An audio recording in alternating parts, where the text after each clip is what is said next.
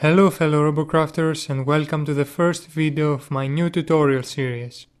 In this tutorial I will talk to you about Triforce and share some tips to help you build stronger bots.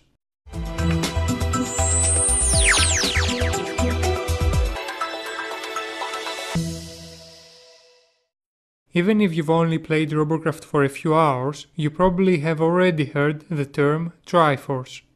This is something that has been around for several years and all experienced builders use it to some extent. So what exactly is Triforce? To answer this question, first I will have to talk to you about blocks. There are three categories of blocks: cubes, prisms and tetras, and each one has different size, weight, armor and connection points. Cubes are the strongest and heaviest blocks in the game, with a total of 6 connection points. Prisms are weaker than cubes, but they are lighter and only have 4 connection points. Finally, tetras are the weakest blocks, but also the lightest, and only have 3 connection points. The reason there are so many different blocks is to give you more design options so you can make your bots look better, but at some point, players found another creative use for them. They took advantage of the light weight and fewer connection points of prisms and tetras to build lighter and more durable bots by redirecting damage.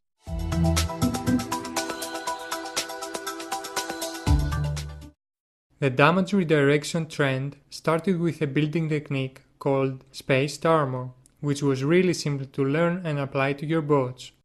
You just had to leave the space between two rows of blocks empty. Damage in Robocraft spreads randomly from one block to another, but only if the blocks are connected. It cannot jump from one block to another. As a result, in this example, the damage will spread sideways instead of spreading to the inner parts of your vehicle. This technique requires a lot of space though, which makes it difficult to build efficient or small bots. This is where Triforce makes a difference.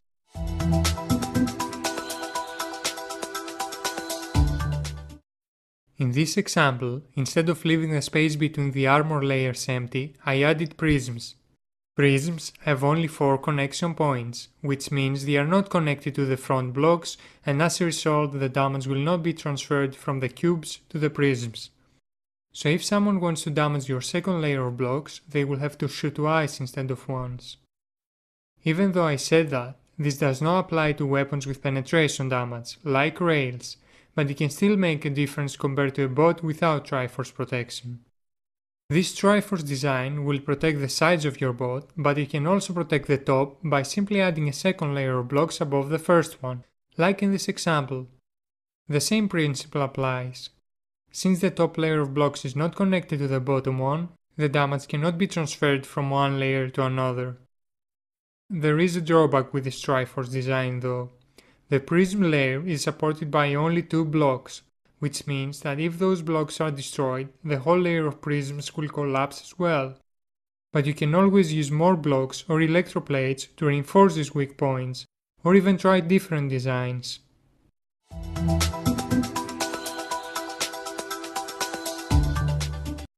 There is another Triforce technique called Prism Weaving, which can make your bot even stronger, but there is a catch. It can only protect you from horizontal or vertical damage, not both.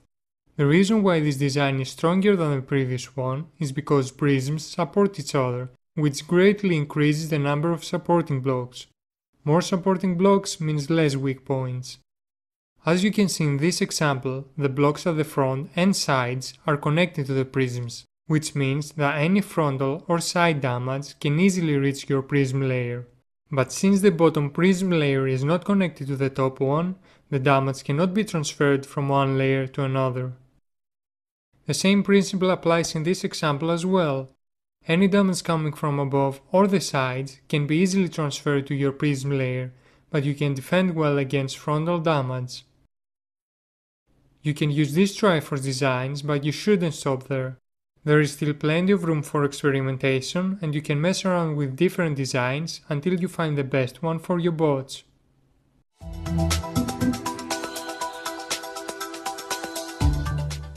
The Triforce technique is not only limited to reinforcing the body of your bot. it can also be used to increase the durability of your weapons as well. Let's look at this example. The supporting block of this weapon is exposed, which means that it can be destroyed with a single shot and you will end up losing your weapon as well. Adding more blocks around it is a solution, but it can still be destroyed by a single shot if the damage is transferred there. That's where Triforce comes in. With a design like this, you can increase the path the damage has to take to reach the supporting block of your weapon because none of these blocks are connected to it, which means that the enemy will have to shoot more than once at the same place to destroy it. There are many designs you can try, from more complex like this one to simpler ones like that one. You can use the same way of thinking when you Triforce the movement parts of your boat, modules, or every other part in the game.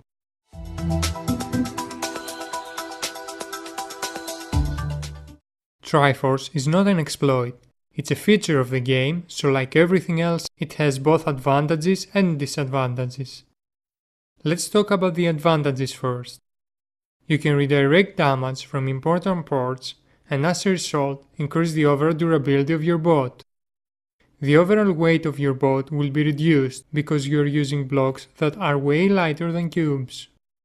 Now the disadvantages. The overall armor of your boat will be reduced because lighter blocks have less armor than cubes. I wouldn't worry about this too much though, because the armor difference between blocks is not that big. If you overdo it, you will end up making your boat weaker.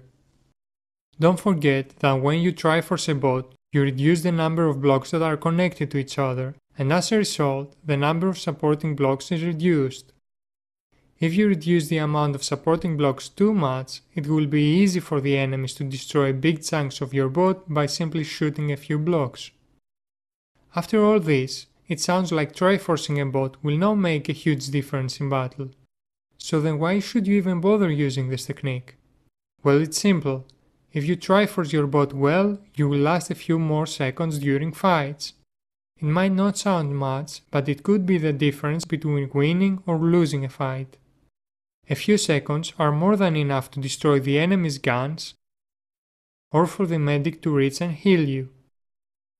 Losing fewer parts per second means that it will be more difficult for the enemy to reduce your damage per second, or destroy your movement parts when you're trying to escape. These things are really important for competitive players, so this is why this technique is so popular.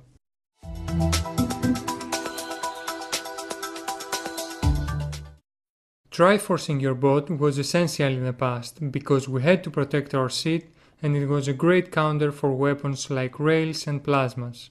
Things have changed now though, so even some basic Triforcing can improve your boat. Finally, to answer my original question, Triforce is an advanced building technique which takes advantage of blocks with less than 6 connection points to redirect damage from the important parts of your boat. This concludes my Triforce tutorial. If you liked this video and you want to see more tutorials in the future, make sure to hit the like button and subscribe. Thank you for watching.